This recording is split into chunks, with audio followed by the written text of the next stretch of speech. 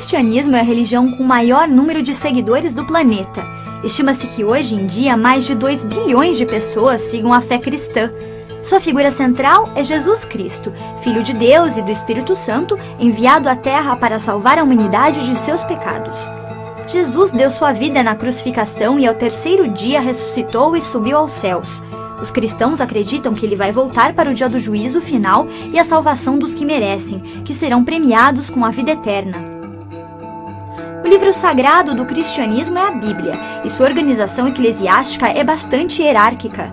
Tem os padres, bispos, cardeais e o chefe de toda a igreja, o Papa. Os fiéis entram em contato com Deus através de rezas e orações. Isso pode ser feito em casa ou nas igrejas, onde acontecem as missas e são celebrados alguns rituais e passagens, como o batismo, o casamento e a primeira comunhão. Os cristãos também acreditam em santos, mortais que levaram uma vida de acordo com as leis divinas e que se provaram através de uma superação.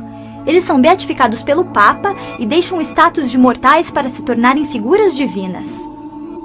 Os cristãos respeitam 10 datas religiosas em seu calendário. As mais importantes são a Páscoa, a Sexta-feira Santa e o Natal e o Ano Novo, que passaram a ser celebrados mundialmente.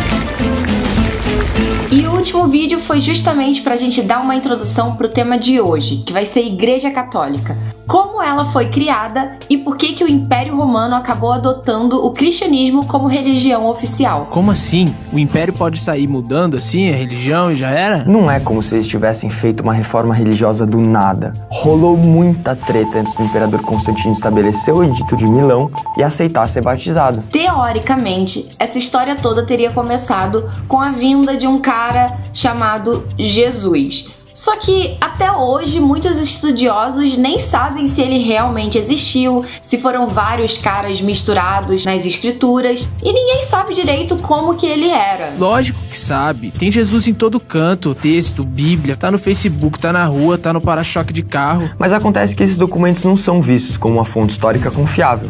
Por exemplo, o Novo Testamento foi escrito muitos anos depois da morte de Cristo e quem juntou todos aqueles textos foram os próprios romanos. Ah, então tudo que a tia da igreja me falou era mentira? Calma, não é isso que a gente tá falando, Gui.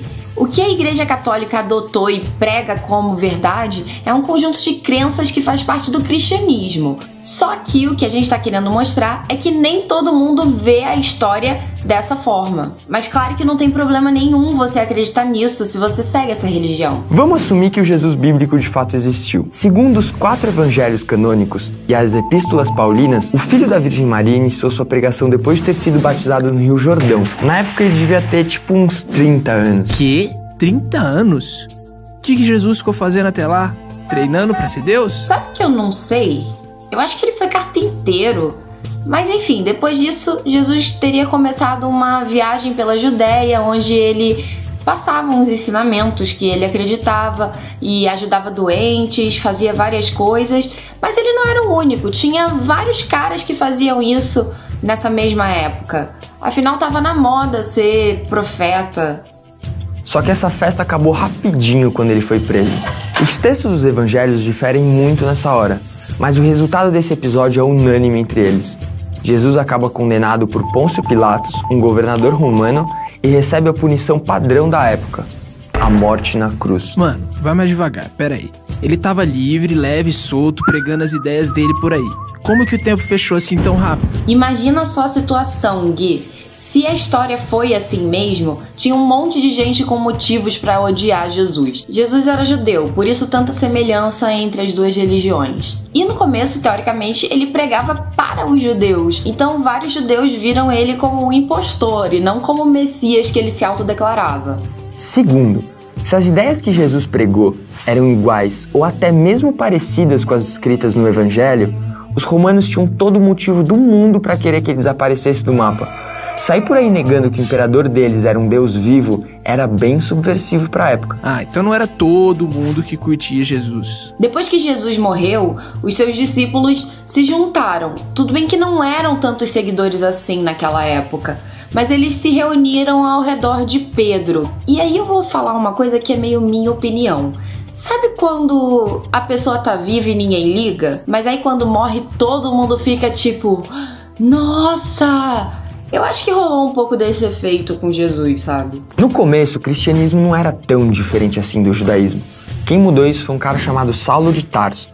De acordo com os Atos dos Apóstolos, durante uma viagem para Damasco, Jesus apareceu para esse homem. E daí em diante, ele abandonou sua fé judia, mudou seu nome para Paulo e se tornou um incansável pregador do cristianismo.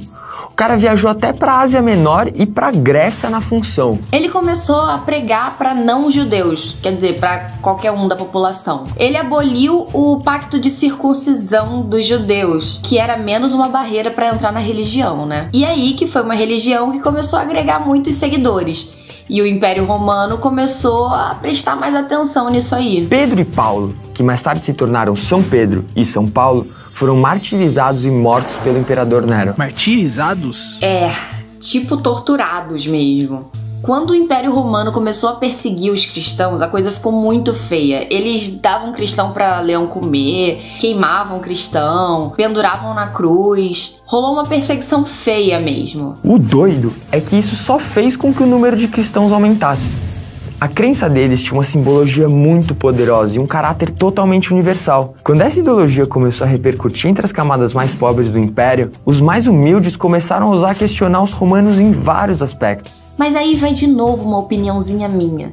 Em todo momento da história que eu já vi, quando você começa a perseguir demais um grupo, parece que ele se fortalece mais por dentro e fica com mais revolta.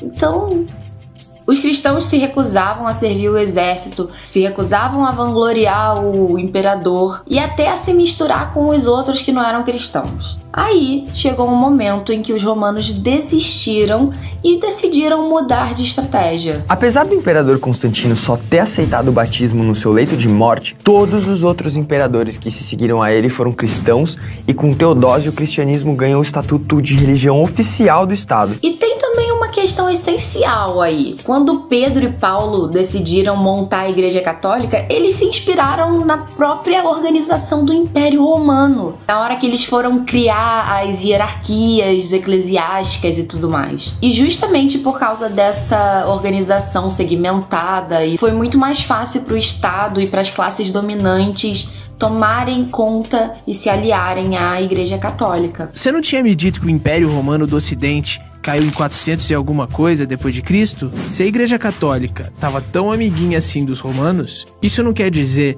que ela também acabou se ferrando? Que ela se ferrou no começo, ela se ferrou mesmo. Mas, amigos, negócios à parte.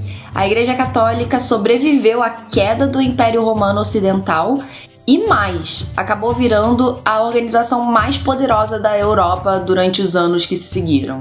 Obrigado por assistirem nosso vídeo, pessoal. Valeu, até a próxima. Claro que a gente não vê a Bíblia como uma fonte histórica confiável. A gente só quis expor algumas partes para explicar como o pessoal na época se sentia.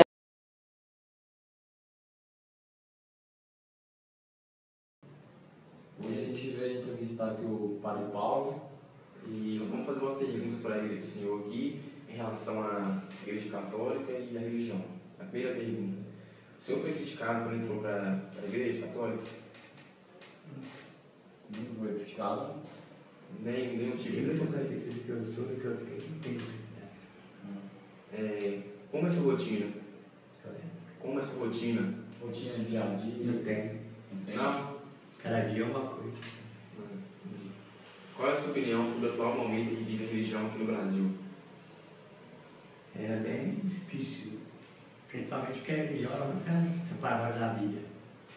Então, se a vida está confusa, a vida econômica, política, social está indefinida, automaticamente tem gente que busca na religião a resposta para isso. Para essa indefinição. Então também isso fica meio sem identidade.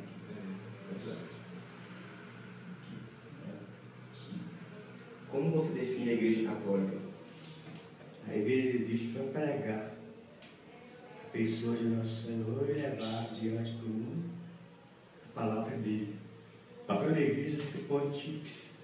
Ela é uma ponte. Ela fala de Deus para nós e fala de nós para Deus. Esse é o papel dele. são bíblicas as crenças e práticas católicas? Você acha que foi decisão certa para sua vida? Você acha que foi decisão certa para sua vida? Você acha que foi decisão certa para sua vida? Se eu não fosse padre, eu seria pai. Se fosse padre, seria pai? É difícil. Não, mas... Porque tem muita gente que acha que só porque você é isso, a vida muda toda. Não, se você faz um negócio como sacrifício, você pega um cara, aí muda de sentido. Você nunca teve esse sonho de ser padre, não, né? Veio do nada. Veio do nada, né? Depois que você opta por um negócio, qualquer coisa. Se você for casar e querer viver a vida de casado, vai ter uma coisa. Ou você vai ter feliz ou não vai ser. Você vai ter que criar a sua mulher, você vai ter que educar os seus filhos na lei de Deus, viver em função dos seus filhos. Ou você vai ter um bom pai de família, ou você não vai. Não tem jeito de ser verdade.